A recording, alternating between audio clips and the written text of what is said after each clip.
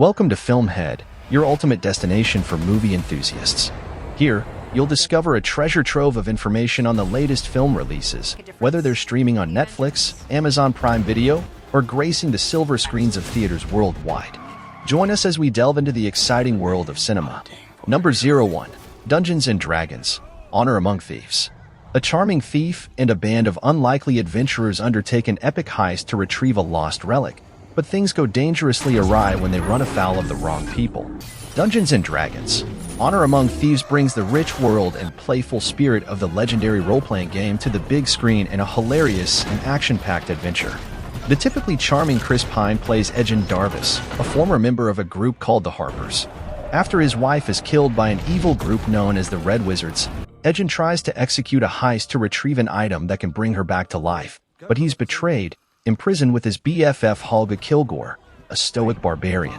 Honor Among Thieves' storyline progresses at breakneck speed, refusing to waste precious minutes of pacing to provide background on the various locations, items, or characters in order to accommodate the endless deluge of D&D references. What's most shocking about Dungeons & Dragons: Honor Among Thieves is how little meat there is on these reanimated bones, even with a bloated 139-minute runtime. When a cast of characters runs from Plan A to Plan B and back to Plan A, the constant motion doesn't allow for much else. Number 02. Godzilla -1. Kamikaze pilot Koichi Shikishima lands his Mitsubishi A6M0 at the Japanese base on Odo Island in 1945, toward the end of World War II. Lead mechanic Sosaka Tachibana surmises that Shikishima pretended to have mechanical difficulties in order to escape his duties. That evening, the garrison is attacked by Godzilla, a massive dinosaur-like beast. Shikishima loses consciousness after freezing and being unable to blast the creature from his plane. The lone other survivor of the incident, Tachibana, accuses Shikishima of being inactive. Shikishima returns home to find his parents were killed in the bombing of Tokyo. Plagued by survivor's guilt, he begins supporting a woman, Noriko Oishi, whose parents also died in the bombing, and an orphan baby, Akiko, whom Noriko rescued, and finds employment aboard a minesweeper tasked with disposing of naval mines from World War II. In the meantime, the U.S. nuclear tests at Bikini Atoll have altered and strengthened Godzilla, causing it to sink the USS Redfish and damage numerous other ships that are sailing towards Japan. With the exception of a few retired Imperial Japanese Navy vessels authorized by General Douglas MacArthur, the United States provides no assistance due to tensions with the Soviet Union. Fearing that this would spread hysteria, the Japanese government keeps the public in the dark about the threat. Number 03. 65. On the planet Samara 65 million years ago, pilot Mill's spouse persuades him to embark on a 2-year space mission in order to raise the funds required to cure their daughter Navine's ailment. His spacecraft, the Zoic, gets struck by a large number of asteroids while traveling, and it crashes on the planet Earth, which is foreign to him. With his ship damaged beyond repair, he finds that his passengers have been killed and contemplates suicide until he finds a lone survivor, a young girl named Koa. Mill sends a distress beacon for rescue and decides to take care of Koa. However, they have difficulty communicating due to differing languages and a broken translator. A functional Zoic escape shuttle has landed atop a mountain, as Mills subsequently finds out. Mills tells Koa's mother that her family is on top of the mountain, but in truth, they were killed in the crash, in an attempt to get her to accompany him. The two soon discover that the planet is inhabited by hostile and dangerous extraterrestrial animals, actually, Earth's dinosaurs. As Mills keeps Koa safe, they start to get close. The pair escapes just in time as the asteroid strikes Earth, causing a cataclysmic event and the extinction of the dinosaurs. With the pod set to meet up with a rescue vessel, the two relax and fly off into the stars. Number 04. Blue Beetle. Members of Cord Industries, under the direction of CEO and co-founder Victoria Cord, discover the Scarab, an ancient extraterrestrial relic, in the isolated tundra of Antarctica. After graduating from Gotham Law University, Jamie Reyes goes back to his hometown of Palmera City, only to discover that his family is going to be evicted from their house because of financial issues. Milagro, Jamie's sister, succeeds in landing him a position at Victoria's estate. However, both are fired after Jamie stops a confrontation between Victoria and her niece Jenny. Jenny later tells Jamie to meet her at Cord Tower the next day to discuss a job opportunity. The next day, Jenny finds that Victoria is using the Scarab for her one-man army corps, Omesi projects. She steals the scarab and avoids security by giving it to Jamie, hidden inside a big belly burger-to-go box. Ginny uses Ted's watch to activate his secret laboratory and reveals to Jamie that Ted was originally a vigilante named Blue Beetle who spent his life studying Khajiit before mysteriously disappearing, leaving his company in Victoria's hands. Ginny and the Reyes family use Ted's bug ship and its weapons arsenal to storm the island. Jamie reunites with his family, then encounters Carapax and battles him. Jamie nearly kills Carapax before Khajiit reveals to Jamie memories of Carapax's enslavement by Victoria for the Omesi experiments, including the death of Carapax's mother at Victoria's hands, leading Jamie to spare him. Number 05. Mortal Engines. Mortal Engines is an American-New Zealand steampunk science fiction film that is the adaptation of the young adult novel of the same name. The film was directed by Christian Rivers as his directorial debut. Following a cataclysmic conflict known as the 60-Minute War, the remnants of humanity regroup and form mobile predator cities. Under a philosophy known as municipal Darwinism, larger cities hunt and absorb smaller settlements in the Great Hunting Ground, which includes Great Britain and continental Europe. Tom and Hester must cooperate in order to go across the Great Hunting Ground after surviving the fall. After a while, they seek safety in the town of Scuttlebuck, where their owners imprison them and plan to sell them as slaves. Hester tells Tom that Valentine murdered her mother Pandora Shaw, an archaeologist, when she found an artifact from an American dig that was stolen by Valentine. The young Hester managed to flee with a necklace her mother had given her. Valentine, in the meantime, releases Stalker, a resurrected cyborg, from Sharkmoor prison offshore so that he can find and murder Hester. Tom rescues Hester and shoots down Valentine's ship. Valentine survives the crash, but is killed when the cockpit is run over by London's slowing tracks. The surviving Londoners, led by Catherine, make peace with the anti-tractionists, whilst Tom and Hester decide to travel in the Jenny Hanover to see the world. Number 06. Dune. In the far future, Baron Vladimir Harkonnen is deposed as the fiefholder of Arrakis, a harsh desert planet and the only source of spice, a valuable psychoactive substance that bestows heightened vitality and awareness, and is replaced by Duke Leto Atreides, ruler of the planet Caladan, by order of the Padishah Emperor Shad Amphor.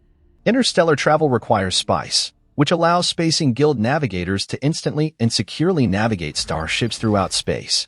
Like many sci-fi novels, Dune is set in the far future. We begin the movie with a small introduction voiceover by Zendaya's character, Chani, explaining the mechanics of her people, the Freemen, who are being invaded on their home planet. Their home, Arrakis, is known for its spice that can be found in the dangerous desert. This spice is one of the most valuable products in the universe because of how it is used for space travel. In an attempt to eradicate the Atreides, the Emperor teams up with the House Harkonnen. As a result, Paul's father and all of their men perish. The House Harkonnen does not seem to care that Paul and his mother were promised safety because of the dubious organization his mother belongs to. When they escape, they want to dump them in the desert, leaving a trail of bloody destruction in their wake. Number 07. Meg 2, The Trench. As Taylor guides a group of scientists on a reconnaissance mission to the ocean's lowest points. When a malicious mining operation jeopardizes their purpose and throws them into a desperate struggle for survival, their journey descends into anarchy. They have to outrun, outsmart, and outswim their ruthless predators, which include enormous, prehistoric sharks and persistent environmental looters. Jonas and Jioming lead a routine submersible exploration to the trench, with Mei stowing away to see the trench for the first time. While working on an escape plan, Jonas and his team discover an illegal mining operation in a station captained by the mercenary Montez, who has a vendetta against Jonas for his imprisonment some time before. Montez's crew was hired by the secretly corrupt Driscoll to covertly use the Manawan's access to the trench to farm rare earth minerals that could earn them billions. Montez kills his crew in an explosion to cover up their activities, which causes a rupture in the trench and grounds both Jonas and Jioming's ships. The octopus downs the helicopter, and Jioming damages it with his bomb. This draws Heike, who fights the octopus and kills the beast. Jonas grabs a helicopter rotor and strikes the Alpha Meg in the head, killing her, while Jioming swims to the debris to save Mac. As Heike approaches Jonas, Jioming, and Mac, Jioming utilizes his training signals to divert Heike's gaze away from them and into a pod of dolphins who are swimming away. Number 08. Alienoid. Alienoid follows Guard and his robot sidekick Thunder, Kim Dae-myung, who sometimes can shape-shift himself to look like Guard, as they manage alien prisoners on Earth. The prisoners on their planet do not get placed in physical jails but are imprisoned in the bodies of humans. With the ability to jump through time, the two place prisoners in the bodies of unwitting humans across time. The beginning of the film puts us in the 14th century chasing down an escapee. Taking care of the prisoner, Guard and Thunder return to the 21st century return with a baby girl. On and Guard are the major characters in this tale. Some of the most entertaining parts of the film are the ones that include Guard and the young On. The plot, which plays on the tried-and-true formula of the reluctant dad and adoptive child trope that consistently works, is easily palatable. Guard establishes a bond with On despite being aloof and repeating his lack of concern for people. Even though he has the ability to shape-shift into a Guard, Thunder behaves more like On's friend because he is much more understanding of her. Unbelievably, this is the section of the movie that makes the most sense. You can distinctly see in the action sequences that he is trying to imitate Hollywood blockbusters like The Avengers, something that Choi admitted to press during a screening that he wished to emulate. But sometimes you swing, and you knock the ball out of the park, and sometimes the other team catches the ball, and you're out. Number 09. Cosmoball. This film, also known as Goalkeeper of the Galaxy, Russian director Xanik Fayzev's sci-fi blockbuster, was originally released in 3D, and takes inspiration from a French TV cartoon saga, Galactic Football, though the resemblance is superficial. The idea is that when a space fleet battled an evil dictator named Cherno, who had been thrown deep beneath Earth's crust, the environment on Earth was upended and the moon was destroyed. In exchange, the alien community accepted the struggling human race and honored the injured planet by using it as the home and arena for Cosmoball, an interspecies sport similar to soccer that is played with great fervor among all sentient worlds. The storyline has one or two anticlimaxes too many, and bombast to match virtually any of the overblown Marvel/DC live-action adaptation. But as guilty pleasure material, Cosmoball merits a look as offbeat, rainy day eye candy. Cosmoball is certainly pretty to look at, though the CGI action and characters look like they belong in an animated cartoon. But for a movie that appears tailor-made for those with short attention spans, it's unnecessarily long and the messy narrative takes too much personal effort to decipher. Better to forget the plot and enjoy the shiny things till the novelty wears off. The fate of the world hinges on Cosmoball itself, an apparent training ground where kids prepare for Thanos Cherno's inevitable escape, which he does using some kind of giant dog bear that doubles as a spaceship. Number 10. Shazam Fury of the Gods. Billy Batson and his fellow foster children, endowed with God-given abilities, are still figuring out how to balance adolescence with their adult superhero personas. Shazam and his allies find themselves in a fight for their lives, their superpowers, and the fate of the universe when a trio of ancient gods seeking retribution descend on Earth in search of the magic that was stolen from them long ago. Freddie Freeman meets a new girl named Anne, to whom he shows off his superhero self.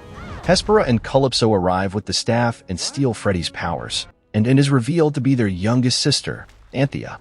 Billy and the Shazamily attempt to save Freddy, but the daughters kidnap him and place an indestructible dome around the city, trapping everyone inside.